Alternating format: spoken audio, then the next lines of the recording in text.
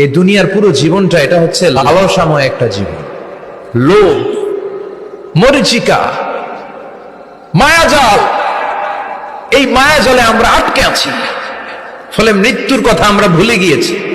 পাগলের মতো ছুটছি, আরো টাকা লাগবে, আরো খ্যাতি লাগবে, আরো যশ লাগবে, আরো দাপট লাগবে। আমার এত টাকা দিয়ে কি হবে? এত সম্পদ দিয়ে কি হবে? এত ব্যস্ততা দিয়ে কি হবে তোমার? স্টপ, থামুন, অনেক হয়েছে। আন্না, থামুন, take a rest and think about death. Think that you have to go back to your Lord.